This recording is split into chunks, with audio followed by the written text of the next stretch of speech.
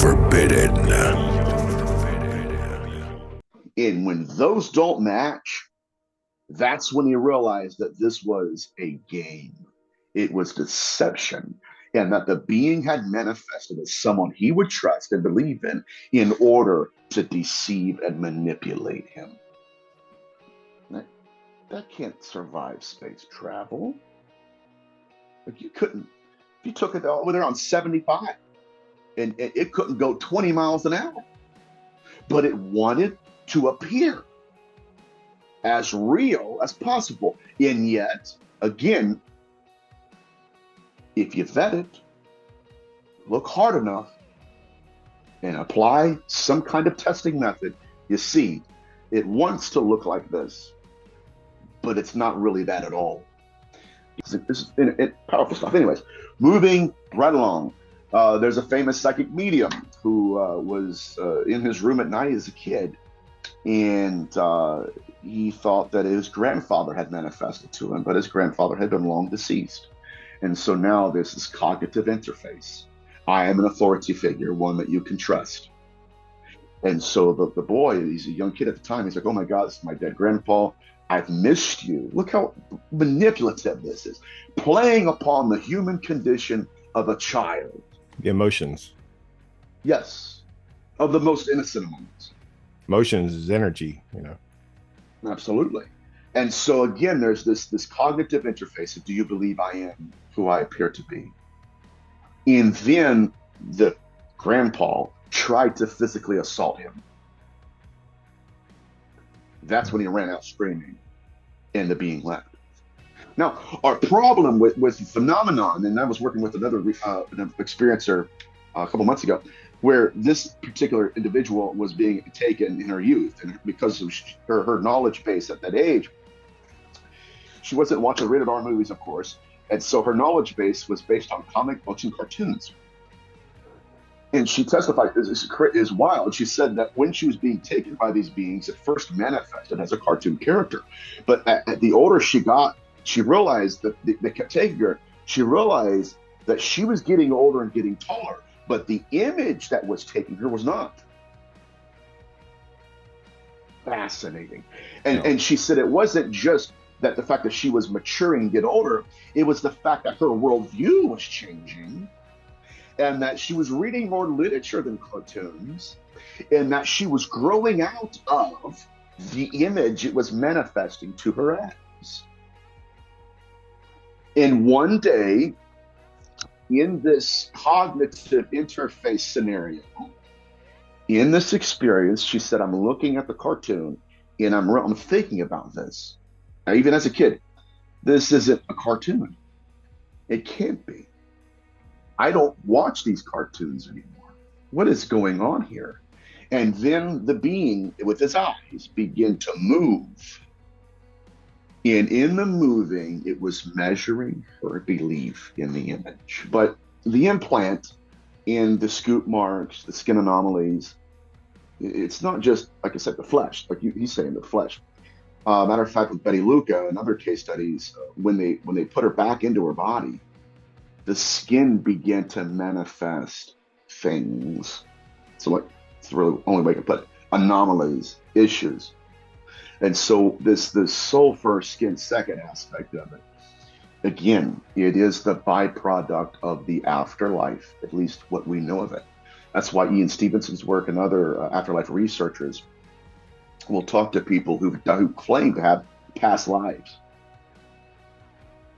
And that individual will say, okay, this is my name. This is where I grew up. This is how I died. Okay, how did you die? Like one person was like an Egyptian princess or something. And oh, well, I broke my neck underneath a chariot wheel. And oh my God, pull your turtleneck down. Oh my God, there's a birthmark right where your neck was broken.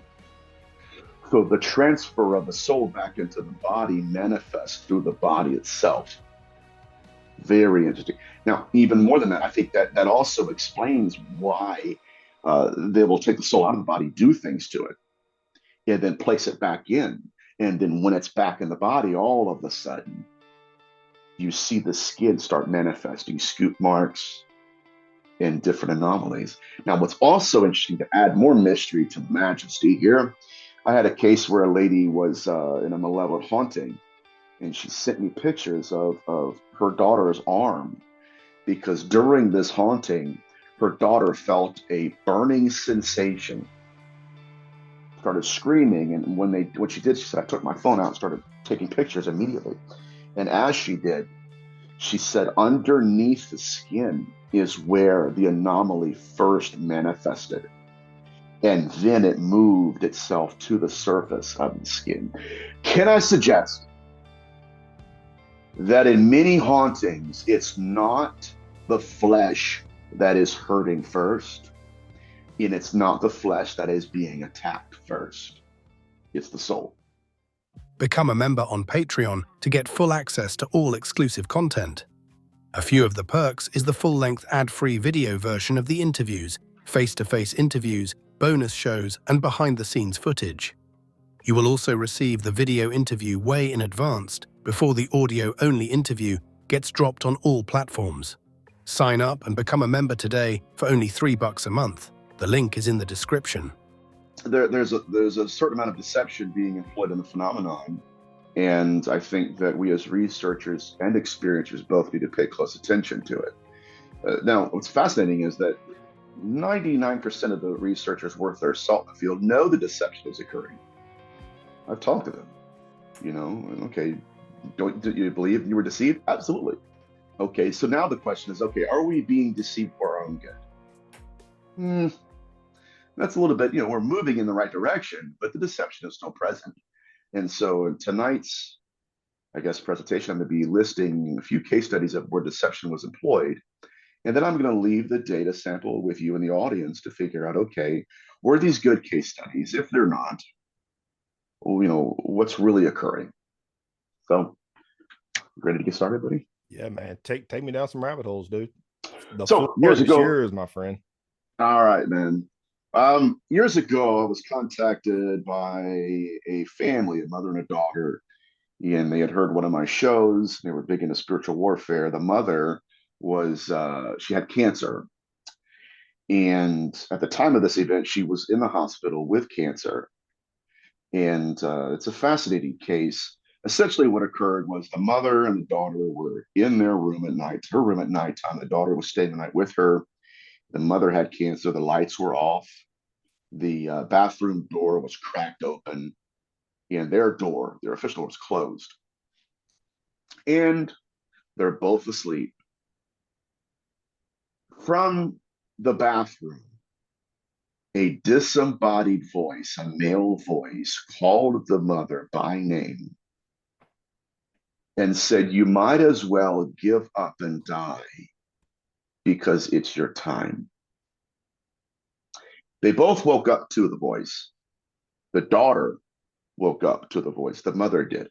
And the daughter gets up, looks around, thinking, okay, that has to be a nurse. Somebody's in this room. But she saw no one. There's nobody there. Matter of fact, they both heard it coming from the bathroom. They opened the bathroom door up, turned the light on. There's nobody there.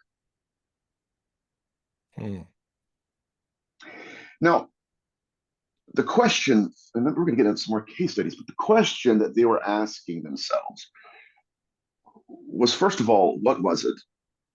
Who was it? And why would the being tell the mother to just give up and die? Either it was her time and they were trying to encourage her to just, give up and die, or it wasn't her time at all and that the being benefited from her giving up and just dying. Now, when you look at the base knowledge that these people, these beings are operating off of, there is knowledge of the afterlife present. There is knowledge of when people die, not just when, but when they will die. We have case studies with the phenomenon where people have been abducted or taken or kidnapped even, and during their experience, they meet someone, and that individual will explain to them, this is my name, this is my address, and in all of these details that nobody else would know or should know except that individual. And then when that experiencer gets back home, they'll pull up the address, pull up the street and the name, and find out that the person they met in the encounter had died the same day they met each other in that experience. Now, more than that, my friend, we have case studies where these people are taken and they meet deceased neighbors, deceased friends, people that have been long dead. Whitley Strieber mentions this in his research and his accounts. And even his wife, when they both experienced this phenomenon, his wife echoed the sentiment of, hey, there's something to do with the afterlife here.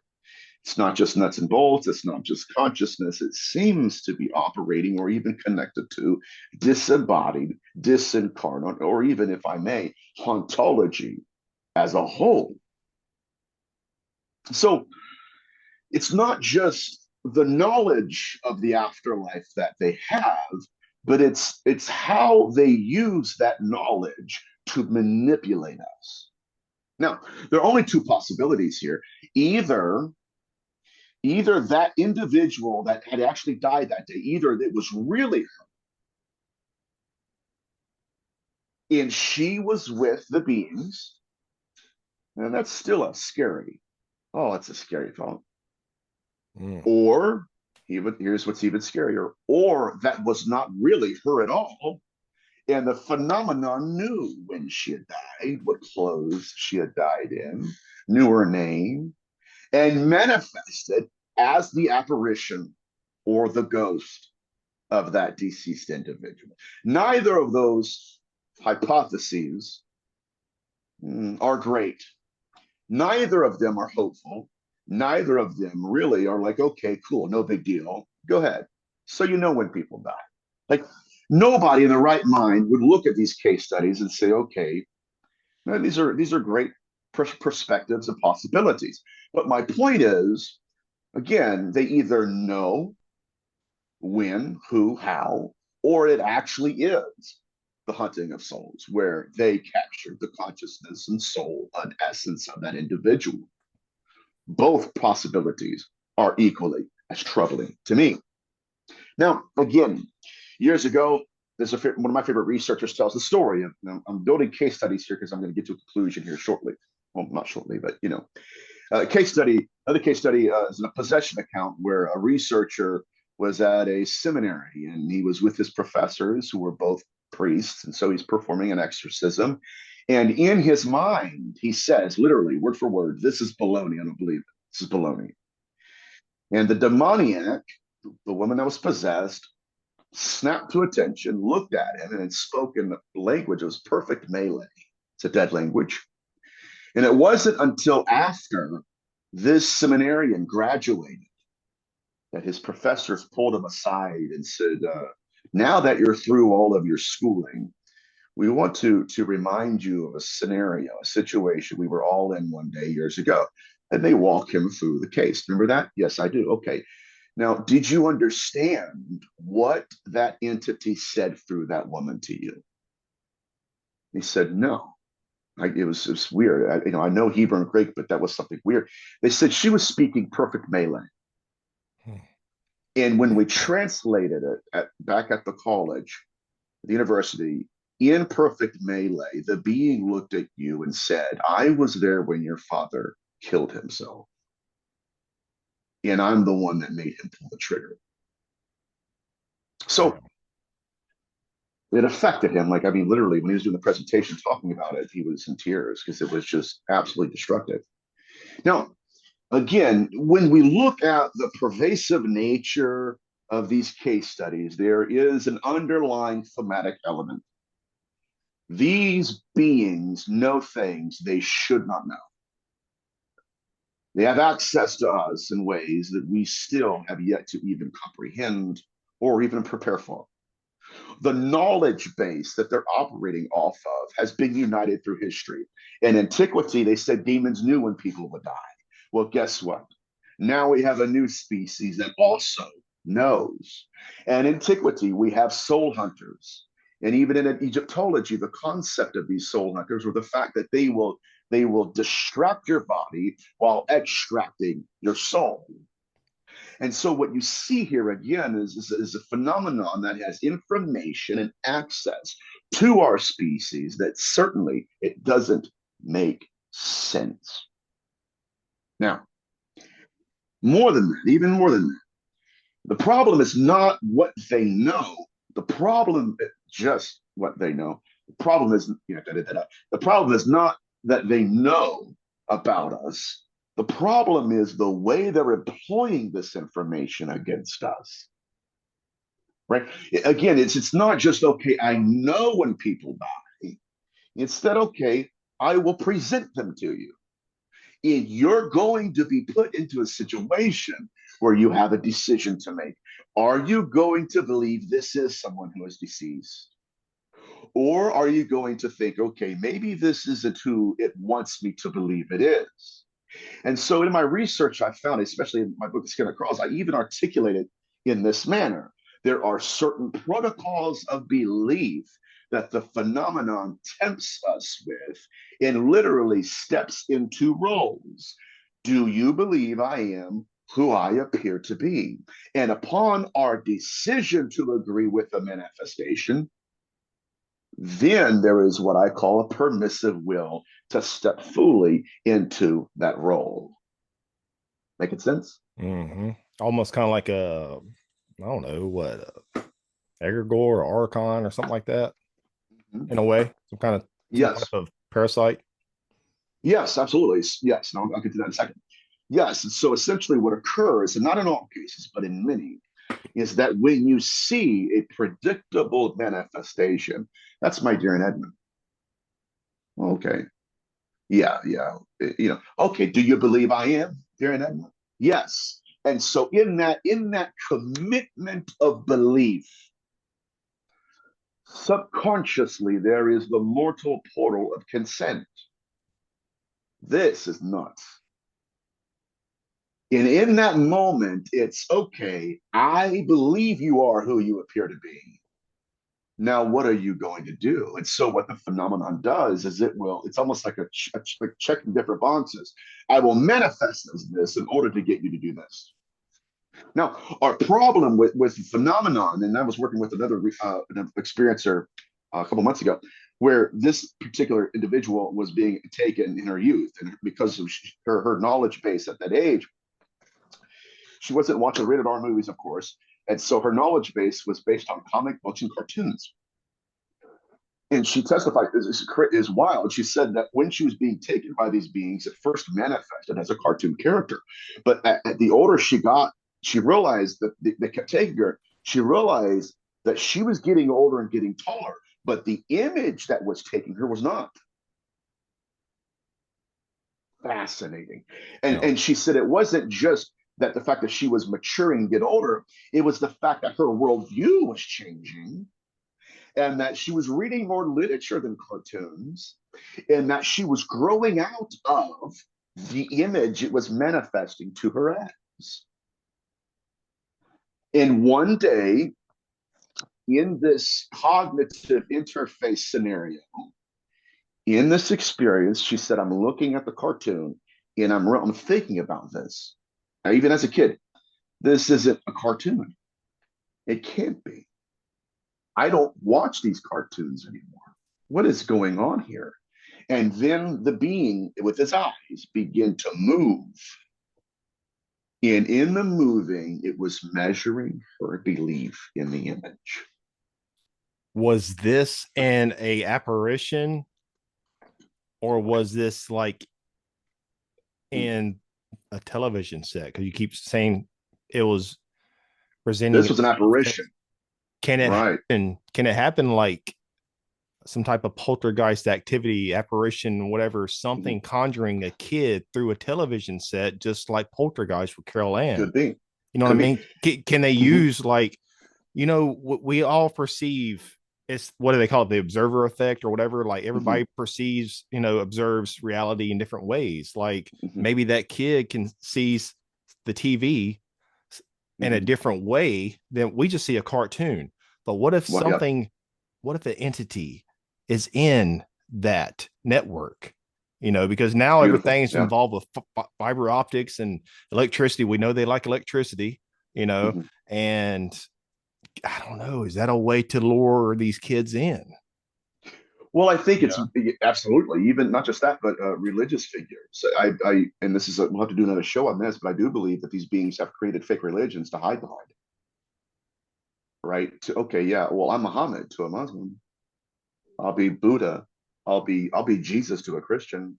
And I'm not saying they're all fake religions, but what I'm saying is that there C5 is. protocol, come on. Oh, come on, let's drop it, man. Let's do it. Yeah, you know what I mean? You got it. You got it. Now, what's so fascinating, getting back to even CE5, the CE5 movement, in this cognitive interface scenario, the being is coming to her with the image, but it's also coming through her with belief. So it's not just coming to, it's coming through. This is why we call it the mortal portal. Are they manifesting to us or are they manifesting through us? And that's what it is. It's like this symbiotic relationship. Now, during these scenarios, again, the phenomenon is leaning heavily. You writing it No, down? no. I may use that in the title. I don't know. You said Mortal Portal. I Mortal like portal. I like that. That may be part of the title. But go ahead, man. Don't Yeah, mind me. right. It's coming to and it's coming through. In other words, in many cases, okay, you encounter them, and it's not just that they're measuring belief; they're measuring literacy. Case in point, one of our dear friends, okay, and a researcher out there, you can edit that out because I don't. uh, well, I was abducted by Jesus. Okay, you've heard me say this on other shows, but I'm going to throw it out there. And, okay, well, tell me what Jesus said. Oh, hell no. Who cares? I want to tell you something completely different than Jesus said. What? And so the image that manifests is literally, okay, I'm doing this in a way to garner what we would consider to be consent. I want you to believe in the image, and then you consent, and then I'm going to give you something completely alien to what Jesus ever taught or what Muhammad ever taught. Now we have case studies. One psychic medium for 20 years, 20 years thought he was being guided by his mother. His mother's deceased. Okay, wow, and I'm telling you that. Okay, you need to put your money in these stocks, or you need to, don't go for that promotion. Just settle where you are. I don't like this girlfriend. Dump her and get back with your ex. All of this stuff. And for 20 years, he's doing this until the entity, boom, switched out. Hmm. Oh, by the way, I want you to do A, B, and C. For the first time in those 20 years, the man realized, what? Wait a minute, that cannot be my mother, because my mother would have never said that. And so, what he has a way of, oh, it's incredible, is taking the manifestation, taking the image, taking the testimony and knowledge the being is given, and comparing it to what he has a historical record for. And when those don't match, that's when he realized that this was a game. It was deception. And that the being had manifested as someone he would trust and believe in order to deceive and manipulate him. Damn. This is why it's important. I mean, we're getting heavy stuff already. This is why it is so important to vet research and researchers, because 99, I've heard this and it still pisses me off. 99% of the time, when a researcher dismisses negative accounts, it's because he researched, oh, well, so and so channeled a guy. So and so, well, he contacted a being, and the being said this is not really happening. How do we vet the being? How do we know that entity is who it says it is? Or is it another layer of deception to where the phenomenon can't explain this unless it creates a new character that cannot possibly be vetted? I like it. And my thing is deception of the paranormal. Maybe. I don't know. We'll see. But see, so these people that are saying that they're all benevolent and good and things like Mhm. that. So you're saying you're going to take an entity, an alien, or whatever, their side of the story, what they're telling you, over your own flesh, your brothers and sisters here on Earth. Correct. So, so you're gonna believe them instead of a mother that their daughter or whoever had these terrible experiences and got abducted, Right. or you know what I mean? These, it just Yeah. doesn't make Sad. sense. And something I was wanting to say a while ago, don't lose your train of thought, but Mhm. with these entities or aliens or whatever, now they're presenting themselves as, like you said, as an Edna, you know, or whoever, Mhm. Uncle Fred, or you know, or some kind of cartoon character to a kid, whatever. Now, could these be disembodied spirits of extraterrestrials that, and the reason why they're luring them in is because only how they can maybe reincarnate is to lure that certain individual in into the trap, so Mhm. that they can take their soul, spirit, or whatever, their essence, and use that energy as a fuel source to move on to other dimensions or move on back into their whatever. I don't know. You know, you see what I'm saying with that? 100%. I think you're leaning on, not leaning, but as if, okay, you needed my research. No, I think you're touching on my research. Absolutely. I believe that these are formerly human beings. Absolutely, 100%. I believe that these are beings that have hacked the system, and they're self-replicating because they have to have a body to possess. This is why they have both apparitions that can walk through a wall and a body that you can touch. Now, But we call them poltergeists or demons or ghosts right, or whatever. Um, 100%. but it could be a disembodied. I know we like to use entities, but it could be ET though. A disembodied. Yes. I don't know, because I've been thinking Oh, about that, and a lot of that's been thinking, of course, through all these interviews I do with you. But I don't know. mhm. There's a lot of rabbit Yeah, holes to go down though. extraterrestrial ghosts. Yeah. And I like thinking outside of the box because if it's too much of a box, it's a coffin. Mm-hmm. And I don't want to die with my thoughts or Right. because of it. Right. And yeah, you're right. You're right. So we got to think outside of the box, but there is a measure of the afterlife present. Um, it's crazy. It really is when you think about it, because we live in such an ignorant world. I mean, we, because of our human condition, and it's only almost, it's like, it's okay, once we're out of our body, then we're opened up to knowledge that they have access to. And so sometimes it's almost like, okay, yeah, we think with our soul. Sometimes, most of the time, we think with our brain. Yeah, and this gets back to, and this is my picture of it. I'm going to kind of self-correct and come back in line again. This is why when people are abducted, a lot of times they're abducted out of body. It's an out-of-body experience, a near-death experience, and so on and so forth. But they're being taught things. Like one experiencer I know, not I know, but I've read about. Didn't meet her; she's deceased now. But she said that when they took her out of her body, they taught her how to fly the craft. Now, I would be stupid to think they were teaching her body to, because they weren't teaching her body. They were teaching her soul or consciousness. And this gets back to, why is it that when people are abducted, in many cases, they say there's a soul in the ship itself, almost as if consciousness is the battery, not intent, right? Well, my intentions with them would determine their intentions with me. Never works, hasn't worked, right? Okay, well, do that with the Ouija board, Mm. do that with anything else, do that with a ritual. Do that with the stranger giving candy out of his white van. Make sure that make that make sense. I just try to get candy, doesn't matter. It's ignorant. Anyways, moving on. Yeah, they taught her how to fly the craft out of body. And then they told her, you won't remember this. And then when they put her back into the body, there was this war between what she knew and what she knew, or what she knew and what she thought she knew. And so finally, when they did regression sessions, they bypassed the brain and went into the soul and consciousness, and the soul regurgitated. Oh my God, I remember now. They were training a portion of my existence that I'm the most ignorant of. Why?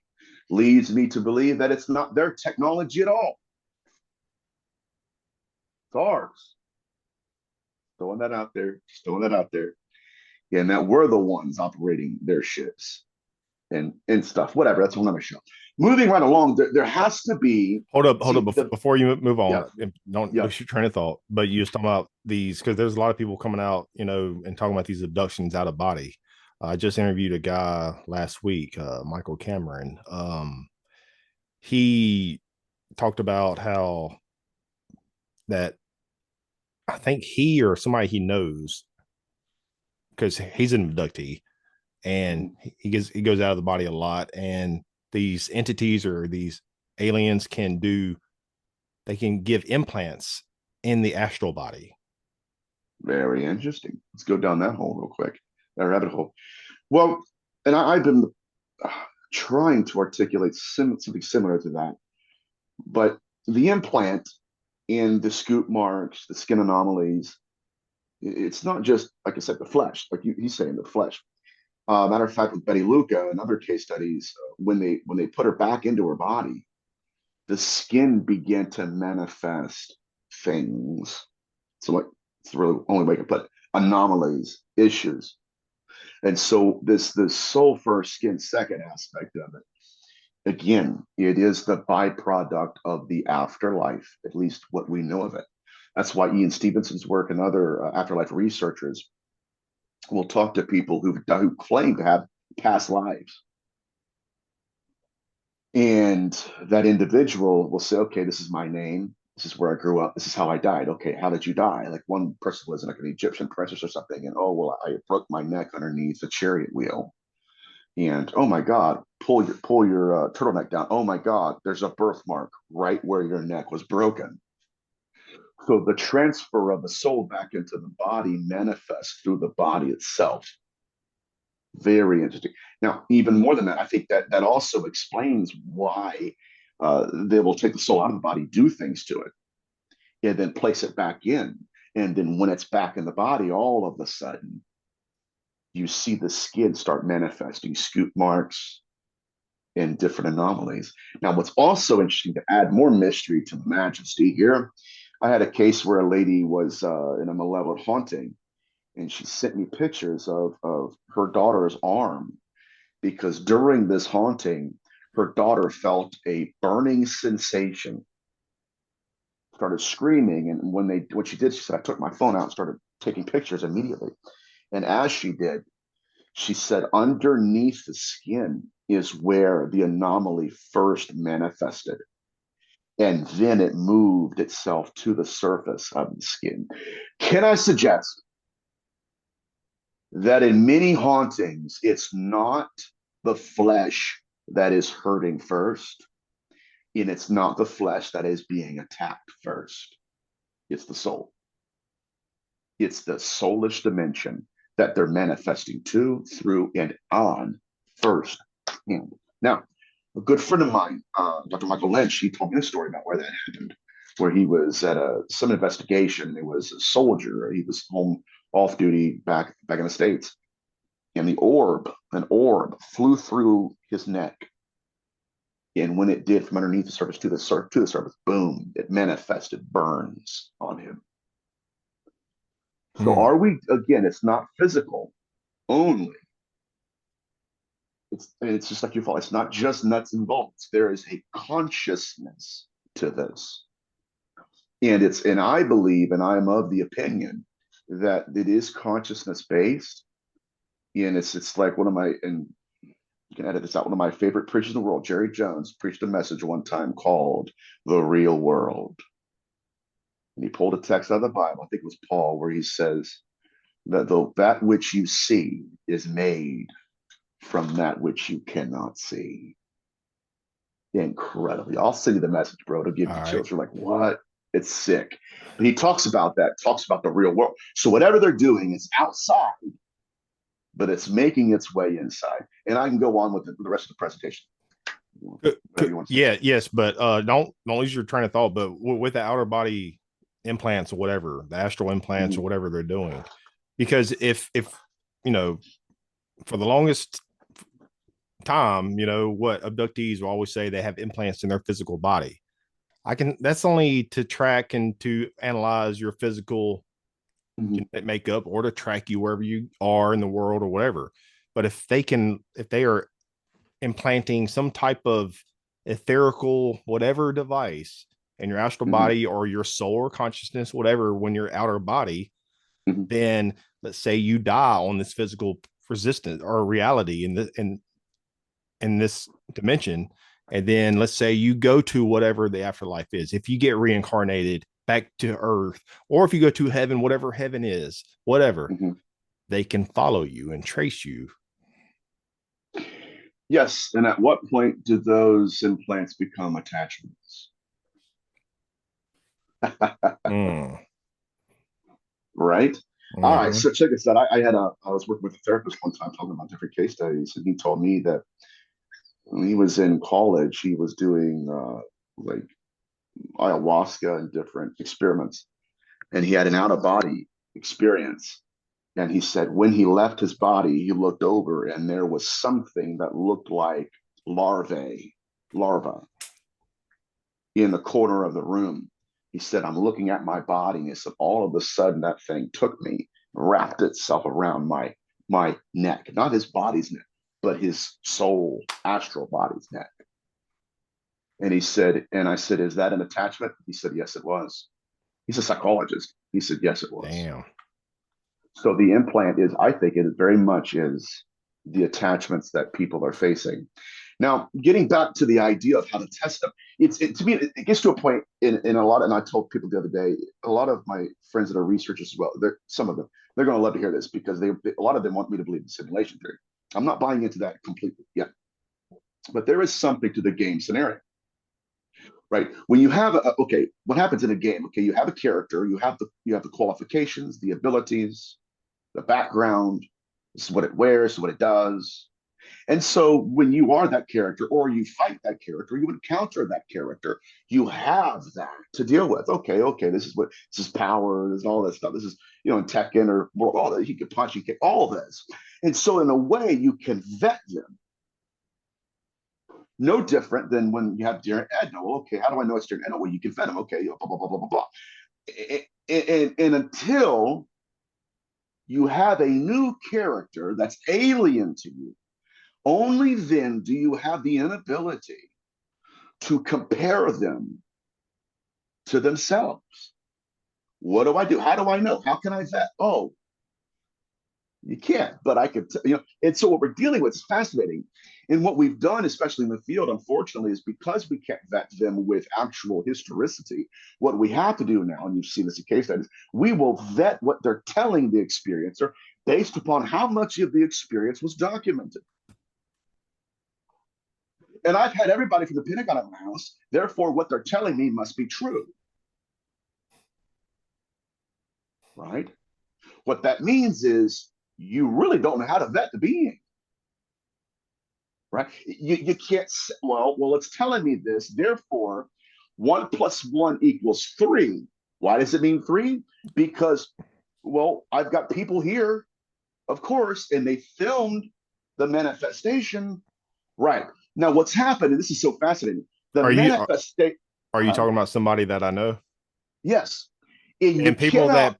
listen to Nathaniel, he doesn't throw people's names out there like that. But if you're well versed in this research and paranormal UFOs and all that and supernatural, you already know probably what he's kind of leaning to. But go ahead, man. Right. You cannot use the manifestation to vet and validate the message.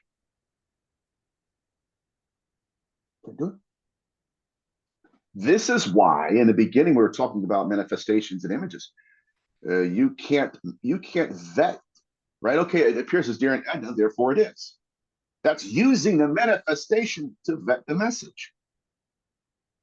What if the message is not exactly right? And what if we are again being placed into the social context of if it's my Darren Edna, we have a history for it.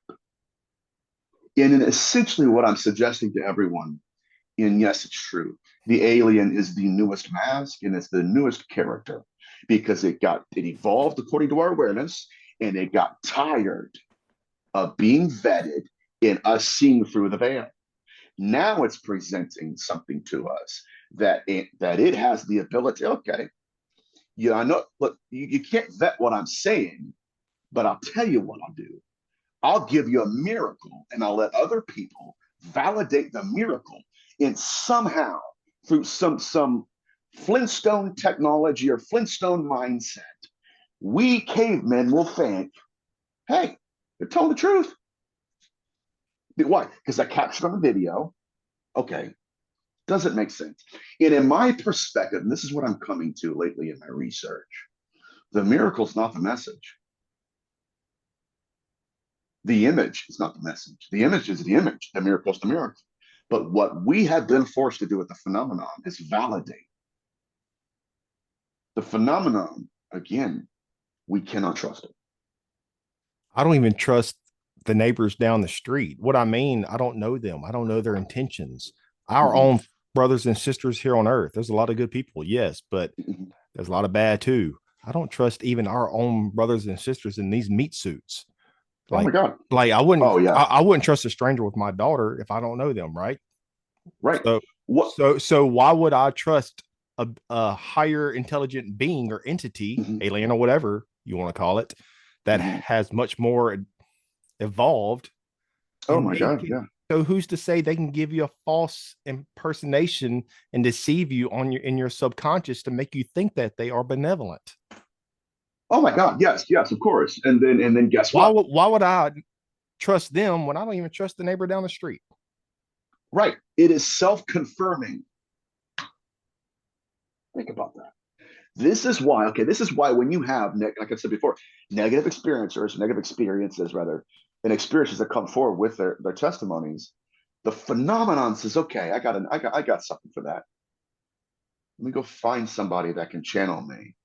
And I'll tell them that was not real. What? When does that ever work? But what my point though is it's like a program in the sense that the newest matters. Now, anybody that knows my research, you guys can look at it and say it's BS. I don't care. The point, though, is that my hypothesis that it's evolved according to our awareness. Okay, and in many cases, many cases, this is incredible too. We even UFOs aren't real UFOs because we have case study after case study after case study where it manifests as almost like an apparition. And when it's closely inspected, it has rivets and bolts that are loose, and that can't survive space travel. Like you couldn't, if you took it over there on 75 and it couldn't go 20 miles an hour, but it wanted to appear as real as possible. And yet, again, if you vet it, look hard enough, and apply some kind of testing method, you see, it wants to look like this, but it's not really that at all. Give you another case study. Years ago, not years ago, probably about a year or two ago, maybe years ago, I was doing a show. Before I got on the show, a woman had reached out to the host, and so I'm getting this information directly from him and her and all this stuff. She said that one night she was in bed and her husband appeared to her, and probably told you this before. And she's introduced to this dream state, and things got really fuzzy, and they have intercourse. And so she's like, okay, this is all great, whatever. We've been married for 25, 30 years, whatever. So boom, he gets off of her, moves across the bed. Now he's standing to the side of her. Then she's looking at this being, and it had the facial features of her husband. It looked identical to her husband until she tested him, and she's looking deeper at him and starting to ask questions because the mental fog is finally lifting. And now she's like, wait a minute, the nose is a little bit off.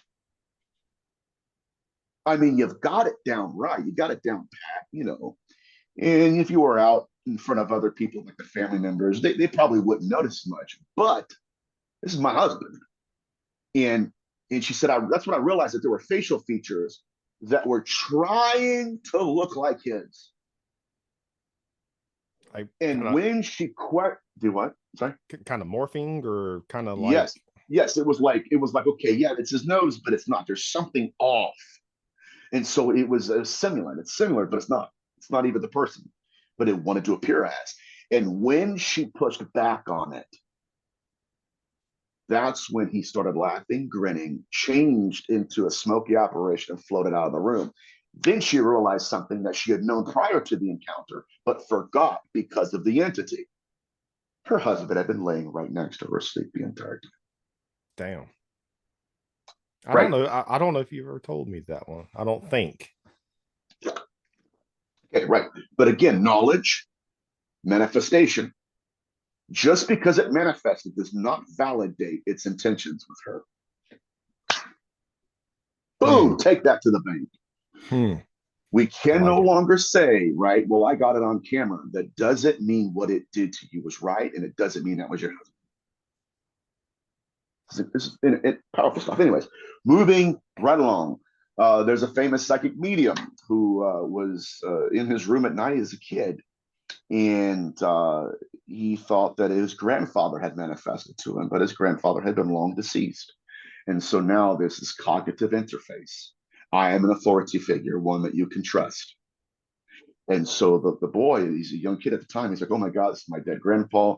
I've missed you. Look how manipulative this is, playing upon the human condition of a child. The emotions.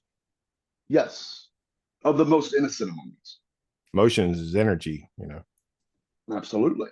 And so again, there's this cognitive interface of do you believe I am who I appear to be? And then the grandpa tried to physically assault him. That's when he ran out screaming and the being left. Now, if we were really, really stupid, we would just say, see it manifested and people saw it. It must be the grandpa. Or shall I say it like this? It manifested and people saw it. It must be the alien. Or it manifested and I saw it. It must be Mickey Mouse. Well, okay, here's my point. If it's not Mickey Mouse and it wasn't, if it wasn't the grandfather and it wasn't, if it wasn't the husband and it wasn't, what makes us think it's the alien? What are we really leaning on?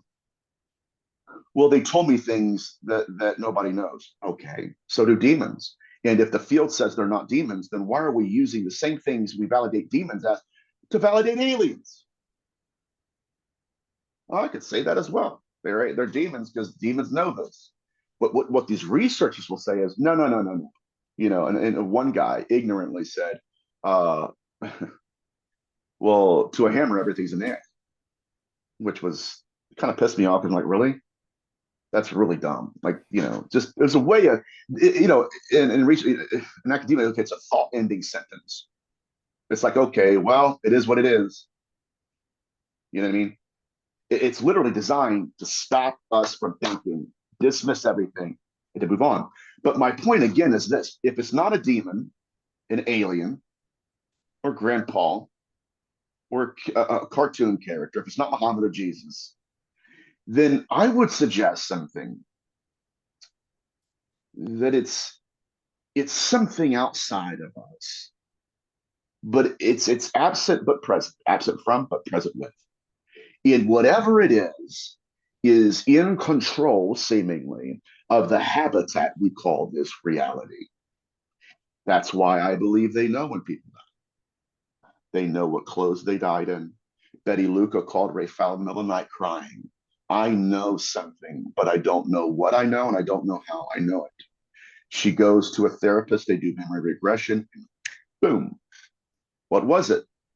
Well, they told me my children will die.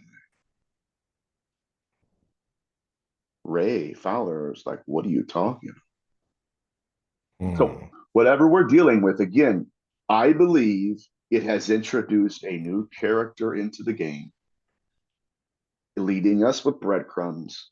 And now, because we believed in all the other stuff that they wanted us to, now it's leading us into the new phase of the program. Now, I'm going to allow you to believe I'm an alien. And then when you question if I really am who I say I am, I'll find another prophet and I'll speak through their lips and I'll self confirm. We cannot vet him. And I think that's the point. You have to trust me because you have no choice.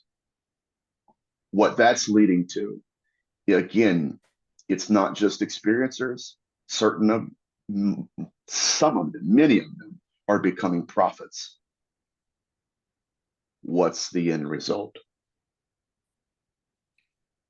Brilliant. That was a good speech, man. That was really good. You like it? Yeah. I like it. Woo! I like it. Hey, so is there a little quick, which all of it's kind of, we're in the Halloween month. All of it's kind of Halloweenish in a way. Yeah. So, Mhm. and creepy and spooky and eerie. Yes. So is What's there a up? little story like Yes. 100%. like 100%. is there something you have that I can make a little like another little clip and also upload it like Real quick.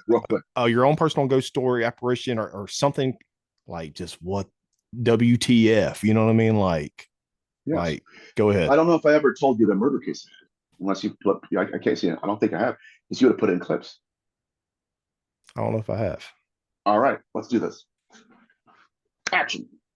Years ago, I was in a restaurant sitting down, and I received an email from a family locally in my local city that needed assistance. They originally thought that I was my father, who's a pastor, and so they requested prayer. They wanted somebody to come to their house and pray for them. And so I'm emailing the family back and forth, and I said, what is it that you guys need prayer for? And I had no idea who they were. Obviously, they were strangers to me. They said, well, we have been experiencing a high level of paranormal activity in our house. And so my dad said, that's kind of your thing, Nathaniel.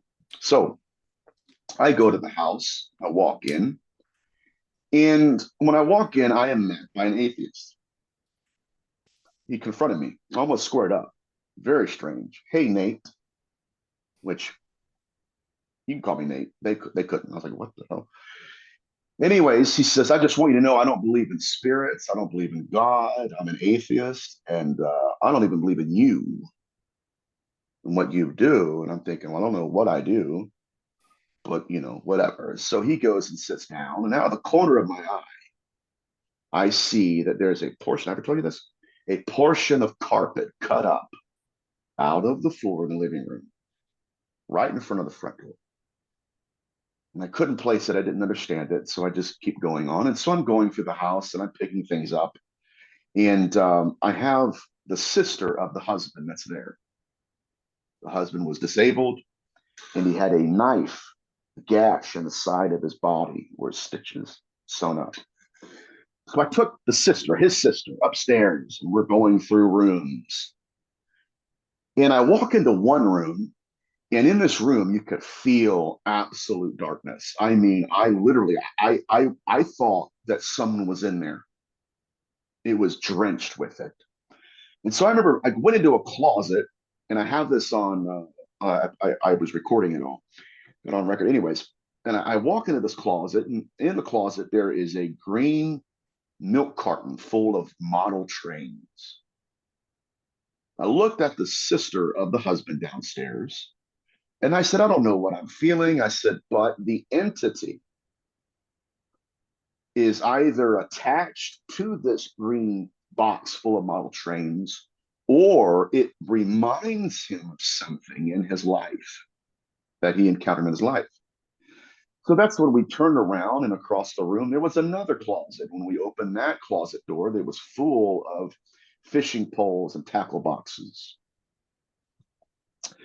And so finally we get downstairs, and I walk down into the kitchen area, and I look at this wooden table. There's no chairs, there's no radio, and there certainly is no woman sitting on the wooden chair. But in my gifting and whatever you want to call it, I saw a woman, a blonde woman, smoking a cigarette, listening to music, shorts, sitting in a wooden chair. Now, the problem is, like I said, the chair's not there, the radio's not there, and the woman that I saw was not there. So once we get into the living room, I sit down with the family, and I could still feel this profound darkness building in the room. You could, oh my God, it was so intense. And so then they tell me the story. The father opens up and he says, well, we have been seeing paranormal activity. It first started months ago, around the time that my daughter began a friendship with a girl from school. I said, okay. He said, when my daughter and her hung out, my whole family could feel a darkness about this older girl from school. There was this attachment. It was just really sinister. And we kept telling our daughter, do not hang out with her. We don't want her around the house. We don't want you going to the mall with her. You're done. And so he said, he said about a month later, we noticed that our daughter is being more reclusive, not talking to us, staying in her room, sleeping, listening to weird music, the whole thing. He said, one night we're watching television, 2 in the morning. He's like, my wife worked second shift, just hanging out. He said, out of the window, he said, you know how the bright light, goes to a commercial or something and you can look and your eyes are adjusting to the darkness. He said, that's what happened to us. We looked out of the window and there is the 15-year-old girl staring at us through the window. And he said, we called the cops because it's late. It's like 2 in the morning. We're freaking out. Like, what the hell is she doing here? We called the cops. The cops come. She's gone by then. And he said, so, 2 or 3 months go by. And he said, nothing really happened. He said, the paranormal activity was occurring, orbs, shadow figures, just, people walking and stuff on the floors. He said that was occurring, which was really, really strange. He said, but thankfully, we never experienced that girl staring at us again. He said, then one day, he said, same time, about 2:30 in the morning, my daughter goes and unlocks the door, opens the door, and in walks the 15-year-old girl with a mask on. She had a pair of stub-nosed scissors in one hand and a knife in the other, and a male, guttural, disembodied voice was coming out of her. And he said, before I knew it, she was stabbing everybody. He said, by the time we got control of the situation, my wife had died. He said, I got chills, man. He said, that's where they had to come in and cut up the carpet. Oof. All right, we're good. Yeah, All we're right. good. All No, right. well, I got to tell you the end. Can I tell you the end? Yeah, go Or you got ahead. to go. No, go ahead. So as he's telling me the story, it's building, building in the room. And I look over at the sister, which he's disabled. He was stabbed too. And when they said that when he was stabbed, the husband, the girl broke the tip of the knife off in a bone, and they didn't take it out. They went and sewed it up, but they left. It was weird. It got infected. Anyways, so the energy's building in the room, and I look over at the sister. She could feel it, like she's shaking. And I said, all right. I said, now tell me what I saw upstairs and what I saw in the kitchen. He said, well, my wife. I said, what? He goes, yeah, she would do that often in the kitchen. I said, really? He said, yeah. He said, I want to tell you something. I said, okay. He said, when I first met my wife, he said she was living with her father, who was a drug addict and a gang member. And he told her, one day I will kill you. He said, matter of fact, it's going to blow your mind. I swear to God, it's true. Matter of fact, he would get drunk and high and he would beat my wife, his daughter, to the point of being unconscious. And the only way his wife could get control over him, his words, was treating him like a kid, putting him in the car, taking him to a toy store and buying him model trains. Hmm. Hmm. He Hmm. said, matter of fact, when he died, man, I'm telling you, this is going to freak you out.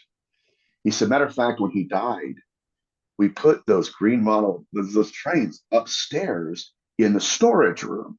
When he said that, his sister gasped. I swear to you, I'll say to you, it's freaky. And she said, wait a minute, so and so, called him by name. She said, what about those fishing poles in the other closet? He said, oh, he was a big bass fisherman. Those are his fishing poles. He said, now that I'm talking about it, Nathaniel, he said, you know who made that wooden chair in the kitchen? I said, who? He did. I said, where's it at? He said, we didn't put it out. It belongs with the table, but it's in the garage with the rest of his stuff. I said, what? He said, yep. So I said this, okay? I said, all right. And as I'm talking to him, you can feel the energy building. I'm like, dude, something's going to happen. Something's going to happen. So I had them bow their heads and I did my prayer. And when it was done, the atheist is in the fetal position, rocking back and forth and crying and bawling. Afterwards, he hugged me. And on the audio, you could hear the sister go, oh, what was that? And so she starts looking around. She said, did somebody turn a light on? It was like you could see one of the light switches that go up slowly. You could literally see with your own eyes the darkness leave. Okay. A few months later, this is a heavy story. A few months later, I'm at the same restaurant, in the same chair I was when I got the original email to go to the house. Oh, ugh. I'm sitting down, I'm reading a book. A couple sits down next to me. It's the husband, then the wife. And the wife keeps peeking over at me. So I'm thinking, oh my God, here in a second, she's going to switch chairs. She wants to talk to me for some reason. I don't know why, but I was picking that vibe up. Certainly, she does. Switches. What are you reading? Eros of Evil, Ariel Masters. We get into a conversation. I said, why do I see you? I said, I feel like you're a teacher of some sort. Like, are you a professor or something? She starts laughing. She goes, yeah. She goes, I just signed a contract today with the local community college. I'm going to be teaching social work. I didn't put it together to the collegiate students. She's like, but I've been a social worker for like 25 years, but I just signed a contract. That's what you're saying. I said, okay.